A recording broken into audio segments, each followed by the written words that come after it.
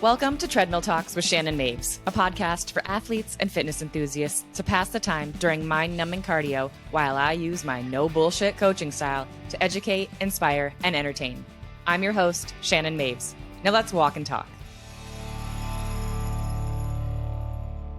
Hello, and thank you for joining me for another episode of Treadmill Talks. Today's episode is the one about hunger. Hunger tends to get a bad rap. I mean, the word itself has a pretty negative connotation.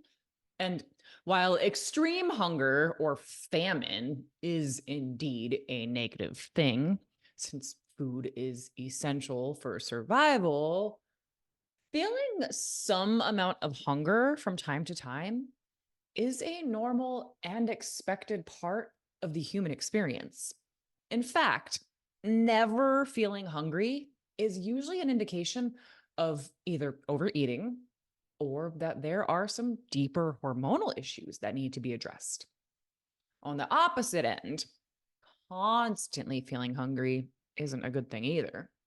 Not just because hunger is not the most pleasant feeling in the world, but because it's typically a sign of either severely undereating or that there are some deeper hormonal issues that need to be addressed. But feeling some amount of manageable hunger a few hours after you eat a meal is a good sign that your metabolism and digestion are functioning properly. You see, we have these two hormones, leptin and ghrelin, and these are our hunger hormones. More specifically, ghrelin is our hunger hormone.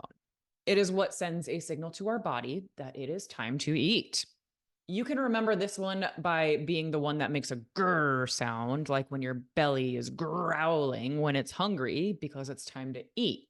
That growling in your belly is ghrelin doing its job effectively. Now, leptin is actually our satiety hormone. It is what sends a signal to our body when we are full and no longer need to eat. These two hormones work in opposition to each other. And a healthy individual who consumes a well-balanced diet, meaning that they are not over or under eating, and they're consuming a good macro split and getting plenty of fiber and other micronutrients, will experience the sensation of both hunger and satiety. But these hormones can get out of whack when we chronically over or undereat. Stress can also have a negative impact on our leptin and ghrelin. And not everybody's hunger hormones responds the same way under times of stress. Some people experience a shift where they are always hungry and never feel full, resulting in stress eating, which can also be an emotional response to stress, but that's an entirely different conversation. Other people sometimes experience a shift where they completely lose their appetite due to stress. They may even experience nausea when they simply think about eating. Both of these are an indication that leptin and ghrelin are not functioning properly. But today I want to talk primarily about hunger that is caused by being in a caloric deficit. Because hunger is unfortunately an inevitable part of being in a fat loss phase. If you are in a fat loss phase and you never experience hunger, then that is an indication that there are some deeper issues that need to be addressed, which, to be honest, are typically stress related. And once stress levels start to become more well managed, hunger hormones usually level out relatively quickly. But for the most part, people who are trying to reduce body fat tend to experience the opposite, especially when a nutrition plan is taken to the extreme. I experienced this firsthand after my prep in 2018, when I pushed myself way too fucking hard to compete in multiple shows. I have an entire episode about it called the one where I gained 30 pounds in 2 months. In a nutshell, I would eat and eat and eat and never feel full. Like ever. because my leptin wasn't working. It didn't send a signal to my body to stop eating. On top of that, I would also always feel hungry 24/7, like stomach growling, fucking hungry, because my ghrelin was firing too hard. And it was constantly telling me that it was time to eat, no matter how much I had just eaten. Unfortunately, I am not alone in this experience. A lot of other competitors experience this after a show as well.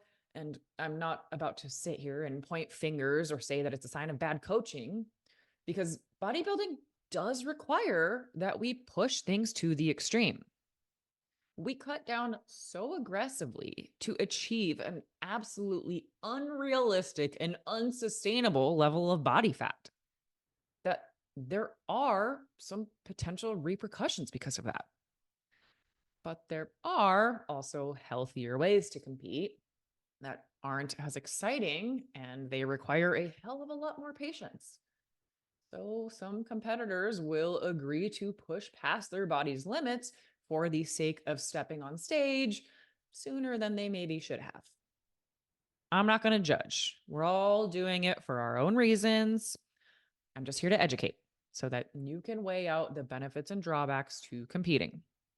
And excessive hunger can be a potential drawback when things are taken to extremes, like pushing too hard, too quickly, or for too long.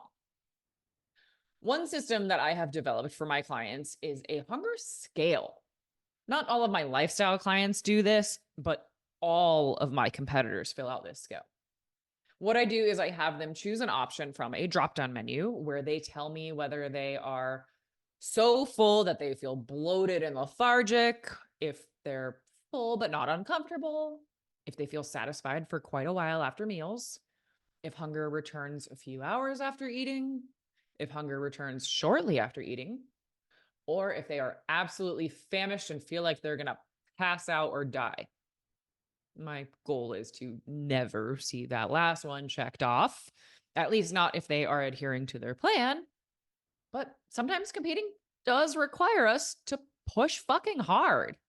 And hunger is expected when we do that. Even lifestyle clients are going to experience hunger if the goal is fat loss. But this scale helps to give me some insight into what the client is truly experiencing, because we all have different pain tolerances, and hunger is kind of a painful sensation. This also helps my clients learn how to really tap into their hunger cues and listen to what their body is telling them. If you are hungry a few hours after eating a well-balanced meal, that is usually, not always, but usually a good indication that you are eating around or maybe just slightly below your maintenance calories. If you feel hungry soon after eating, that might mean that you are pushing your deficit a bit more aggressively, or it could mean that you need to work on meal structure and managing your hunger better. There are a lot of different things that I'm looking for with this scale and other variables that go into it as well. So it's not something that I can dive into super deep in a podcast episode, because every client is literally so uniquely individual. But the main point I'm trying to make is that if your goal is fat loss, then some amount of hunger is expected. But I obviously have a lot of clients who struggle with this. So I like to tell them one of two things. You can either try to learn to embrace the hunger, because it is an indication that fat loss is occurring, which is the ultimate goal. Or you can try to reverse psychology yourself and just be like, nah, I'm not actually hungry. Pizza? What's that? Give me some broccoli. Okay. But honestly, I've seen both methods work depending on the personality of the client. But you can also try to remind yourself that it's all temporary. A fat loss phase should not last forever. Depending on how severe the deficit is, I don't usually like to have a client in a fat loss phase for more than like 6 to 9 months. Competitors are usually closer to that 6 month time frame since their plan is a lot more extreme. And lifestyle clients can sometimes go a lot longer than 9 months if we're working more on like body recomp and not quite so much on just fat loss. And when it comes to hunger levels, competitors who are in a fat loss phase should anticipate higher levels of hunger. Don't ask your coach for a damn refeed. If you want to bring your best to the stage, trust your coach and follow the plan. Let them know if you're going to pass out or die, but otherwise, suck it the fuck up and remember what you signed up for. But if you're somebody who is more in the general population and you are just trying to improve your body composition or lose some body fat, then you're going to want to keep hunger much more manageable in order to be able to achieve sustainable results. I would recommend shooting for an intake where you feel hunger a few hours after eating so that you aren't feeling starved or don't become completely food focused, which is actually what next week's episode is going to be about: how to get rid of food focus when hunger does become higher. Since hunger is an inevitable part of achieving fat loss, and even if you aren't in a fat loss phase, experiencing some amount of hunger throughout the day is a good indication that your metabolism is functioning well. Now, if you are someone who is in a building phase, then you may not experience much hunger, just because building muscle typically does require an excess of food. And different types of people handle that situation differently. Some people embrace it and are living their fucking dream. Hi, it's me. I'm those people. Just give me all of the food, all of it. I will eat it all. I don't care. But other people are miserable trying to eat a lot of food and they feel like they're choking it down just to build some muscle, and like everything in between those two. It's honestly all kind of relative, and hunger falls on a kind of scale depending on how much food you are eating and your stress levels and hunger hormones. Sleep can also affect our hunger levels as well. If I have a client reporting high levels of hunger and low quality sleep, I'm going to tell them to prioritize sleep more. Because when we don't get sufficient sleep, not only are we awake and active for a greater amount of time, which requires our body to expend more calories, but lack of sleep can also affect our hunger hormones. Maybe not quite to the effect of what competitors experience post show, but if you've ever had a day where you're just like, oh my God, I am so hungry and absolutely nothing can satisfy me, I would imagine that there is a high likelihood that you did not sleep well the night before. Or if you are a female who is on your menstrual cycle, because guess what? Shedding the lining of your uterus is fucking traumatic on your body. And it actually requires more energy for your body to do this, which means your body is expending more calories while it's on your period. Ladies, our metabolic rate actually increases during our period. So that increased feeling of hunger that you experience during your period is relatively normal. I'll actually give a lot of my female clients higher food during the week of their periods for this reason. They'll still be in a deficit, but it will make it more manageable while their body is trying to heal itself. Now, cravings during your period are a bit more specific. They can sometimes be more of a mindset, mental, emotional type of a thing, or they can be caused by nutrient deficiencies that occur when we lose blood. Like craving red meat is oftentimes an indication of an iron deficiency. And a lot of women crave chocolate during their period because of a magnesium deficiency. But anywho, there I go, getting off topic and close to going on a tangent again. But I think I actually covered all of the key points I wanted to hit today. But if you have any questions, please do not hesitate to reach out to me. I sincerely love connecting with you guys and helping any way I can. In return, I would just ask that you please give Treadmill Talks a follow, leave a rating or a review, or share this episode or any other episodes that you've enjoyed to your social media.